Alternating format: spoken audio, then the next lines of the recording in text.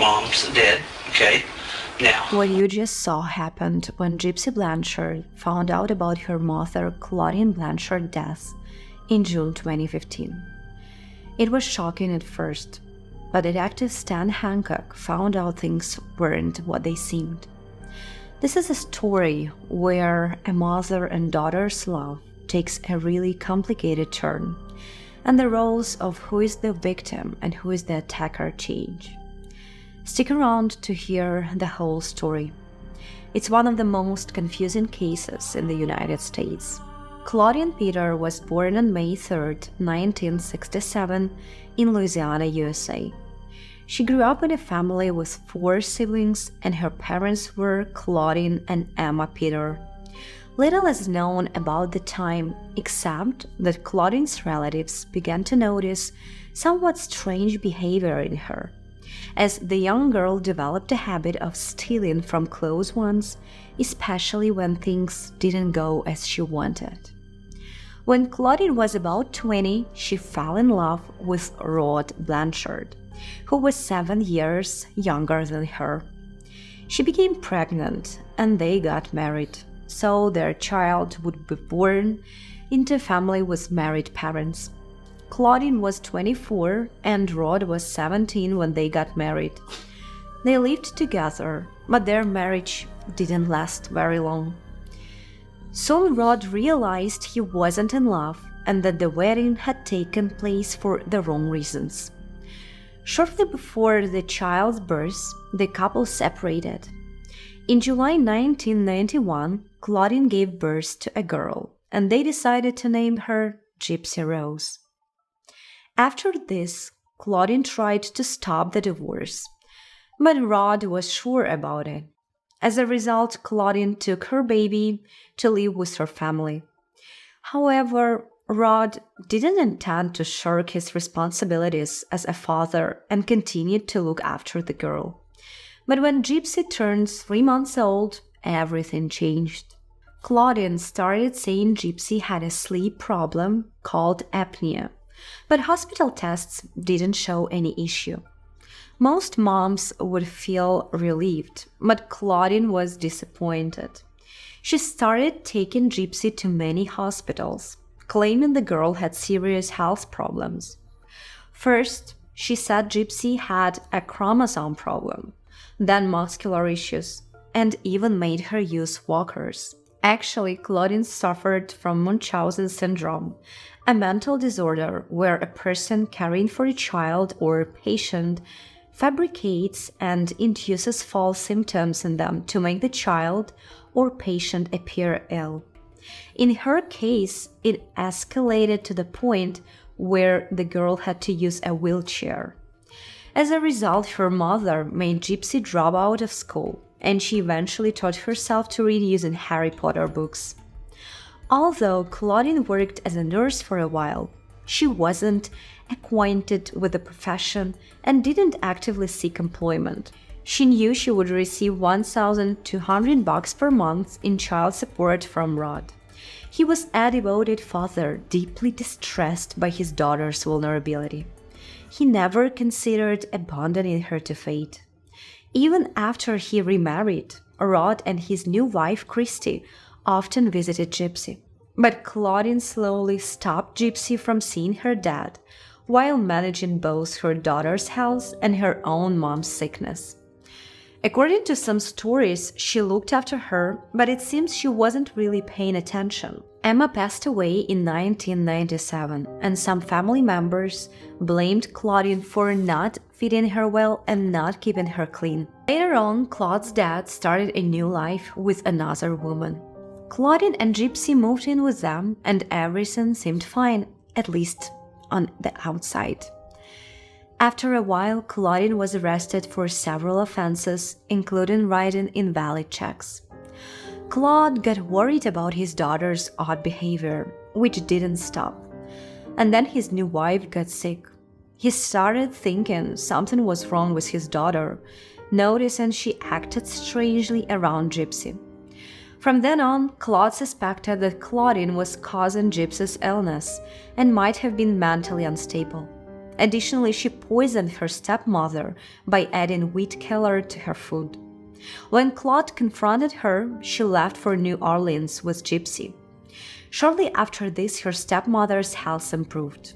They moved to a new place, living in a public home and relying on help from Gypsy's dad and state support for Claudine's claims about Gypsy being sick. Claudine made a long list of fake illnesses for her daughter, like asthma, epilepsy, trouble hearing and seeing, paralysis in her lower body, and problems with her stomach. She made up stories and fake medical papers to trick the doctors. She was so convincing that the doctors believed her and gave her the medicines she asked for. Claudine thought she controlled her daughter completely. She gave her lots of medicines to make her feel dizzy and sick. She also began feeding her through a tube inserted in her nose and leading to her stomach. The illnesses weren't real, but the girl was truly weak because her mother made her that way. In addition, Claudine taught Gypsy habits that encouraged lying. Even when a muscle test showed Gypsy didn't have dystrophy, Claudine still claimed she did. She continued seeking treatment for other problems Gypsy supposedly had. Gypsy underwent numerous surgeries, and Claudine frequently brought her to the emergency room for minor pains and discomforts. After Hurricane Katrina devastated the surroundings in August 2005, the mom and daughter moved out of their partly broken home and found safety in Quinton, Louisiana, a safe place for people needing extra help. Claudine said Gypsy's papers, like her birth certificate, got ruined in the flood. A month later, they moved to Missouri and stayed in a house they rented. In 2008, a non-profit organization built a small house for them with a wheelchair ramp and a hydrotherapy tub in Springfield. There is a video showing how happy the girl was about it. Meanwhile, Rod and his wife Christy really wanted to visit them. Many times, they carefully planned their trip, but each time before the visit, Claudine didn't respond to their calls or texts. Then a few weeks later, she said Gypsy had been in the hospital. This pattern of sudden hospitalizations deeply worried the girl's father. In Springfield, Claudine made up a fake story to explain why Gypsy's dad wasn't around. She told everyone that Gypsy's father used drugs, wasn't a good person, and left them. Around that time, Claudine also lied and said Gypsy had leukemia, adding to the long list of made-up illnesses. Gypsy still didn't go to school. Instead, she spent a lot of time with Disney stories, books, and movies. Gypsy found comfort in a world of imagination to escape her tough life with her mom. Perhaps one of the most evident examples of the cruelty to which Gypsy was subjected throughout her life was her teeth. Because of unnecessary medications her mother gave her, Gypsy lost her teeth at a young age. Even though she was still a kid, she hardly had any teeth left. But Claudine used this to make it seem like Gypsy had all the health issues she claimed. At the same time, Claudine shaved Gypsy's head to make her look like she was getting chemotherapy, which made Gypsy uncomfortable. She often wore wigs or hats to hide her baldness when they went out.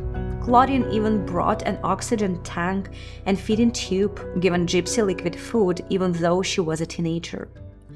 Claudine also used physical force to control her daughter, holding her hand tightly when others were around. If Gypsy said anything, suggesting she wasn't sick or she was smart, Claudine would squeeze her hand hard. And then, when they were alone, she'd hit Gypsy with her hands or a hanger. Meanwhile, Rod was deeply concerned about his daughter's health because her mother claimed that if she caught any virus, she would die. Claudine made it clear that Gypsy needed her around all the time, preventing a normal father-daughter relationship. Claudine had everything under control. On top of that, Gypsy didn't even know her age. Rod and others were forbidden from celebrating her 18th birthday. so she reached adulthood without realizing it. Despite her mother's control, Gypsy found a way to go online secretly in the evenings, where she explored a Christian dating site. There, she connected with Nicholas from Wisconsin. Nicholas, 6 years older, worked in a pizzeria and lived with his mom and stepdad. He seemed kind, but at the same time, he had several secrets. Not only was he diagnosed with autism and a low IQ, but he also had a dissociative identity disorder, also known as a multiple personality disorder. A few months before meeting Gypsy, the young man got in trouble for behaving inappropriately in public. He mostly spent his time online and, though socially awkward, was looking for love. When Gypsy entered his life, it felt like his dream had come true.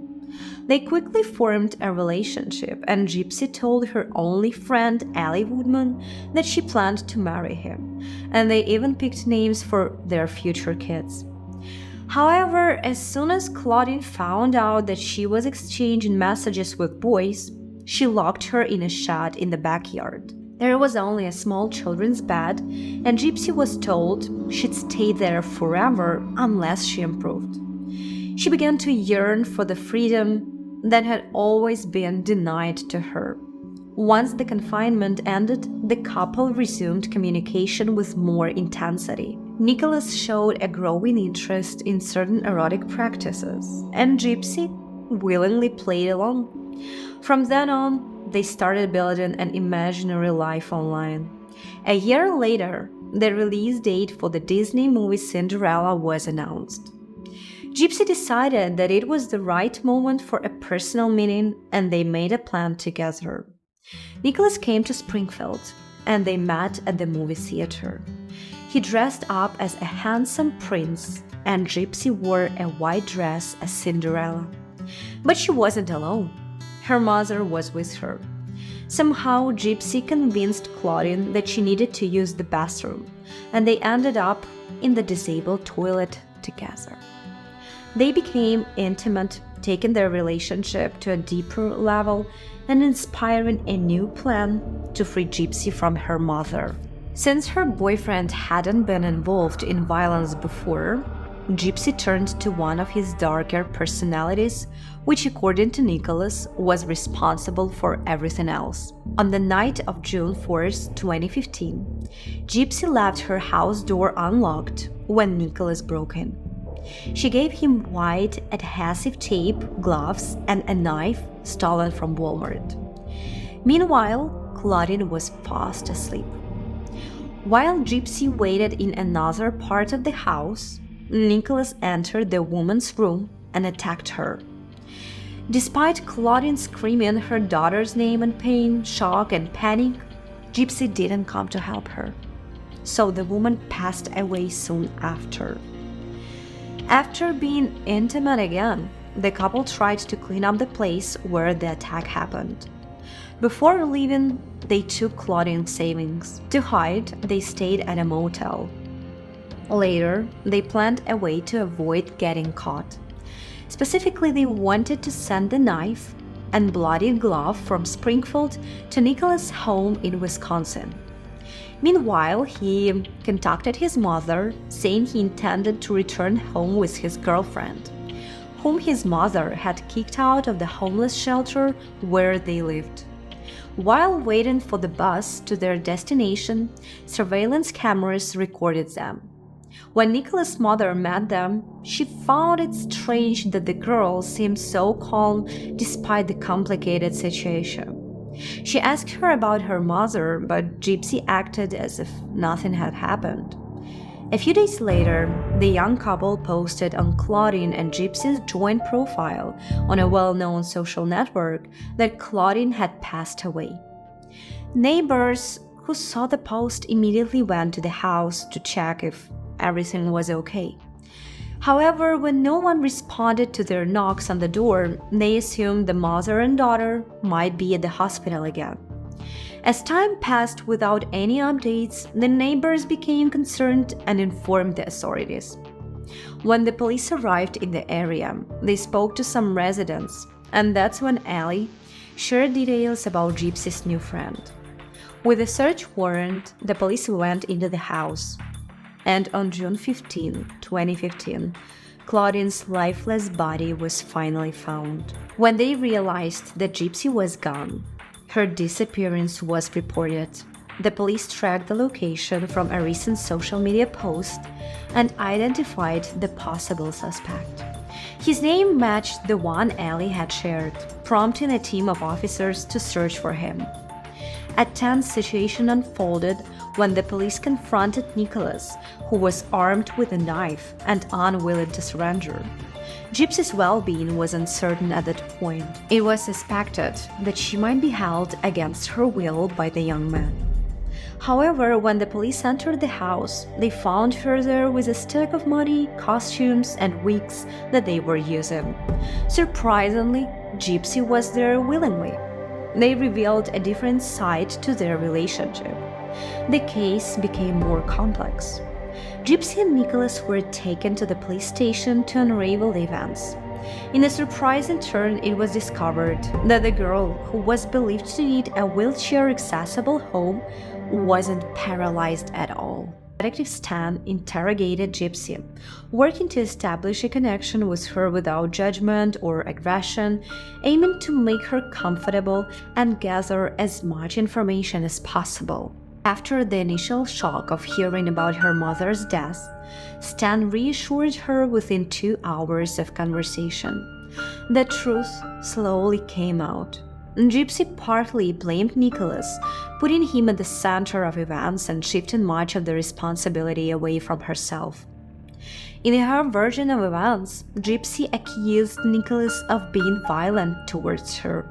However, the detective was skeptical and took photos to document what she claimed were bruises from his attacks.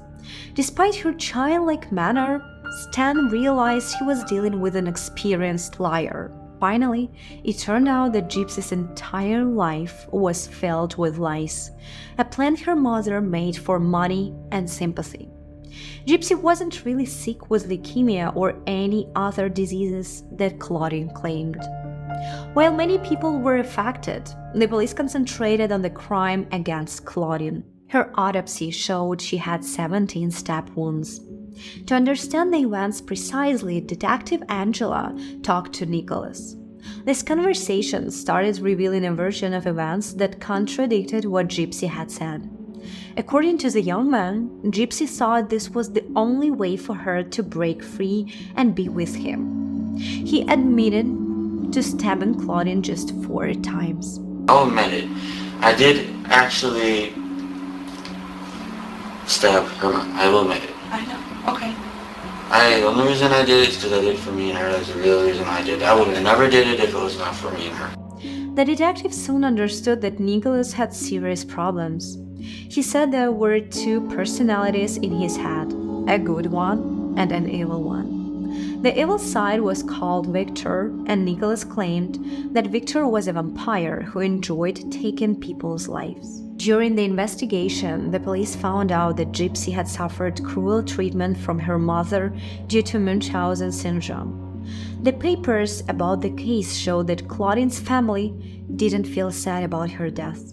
In fact, her father and stepmother later mentioned that they believed she deserved what happened to her. In the meantime, Gypsy and Nicholas were getting ready for trial. However, after spending a year in jail in July 2016, 25-year-old Gypsy admitted guilt. She accepted a deal that meant 10 years in prison, the least punishment for second-degree murder. During the trial, Rod wanted to reconnect with his daughter, stating she called him 3 to 5 times a week. She also built a positive relationship with her stepmother, Christy. As for Nicholas, he was also in the Greene County Jail, awaiting trial for involvement in the crime. Since then, the young couple has gone separate ways. In November 2018, Nicholas was declared guilty of first-degree murder, and in February 2019, he received a life sentence with no chance of parole.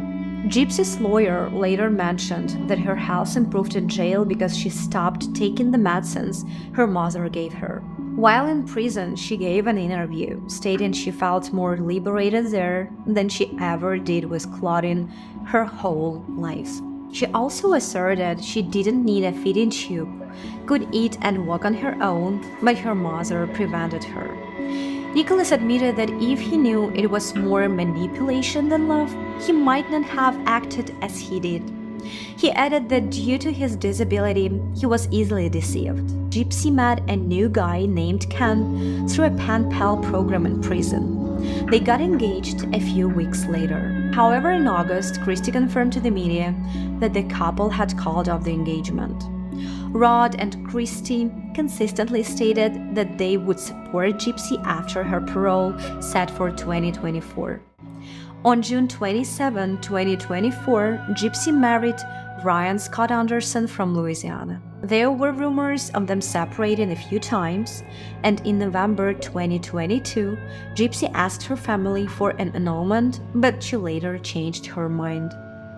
On December 28, 2023, Gypsy Rose was conditionally released. Now she's 33. She faces the challenges of rediscovering the world and getting back into society. Her story has become an internet sensation with over 5 million social media followers, and the number keeps growing. Write in the comments below what do you think about this case. Thank you for watching this video and see you in the next episode. Bye.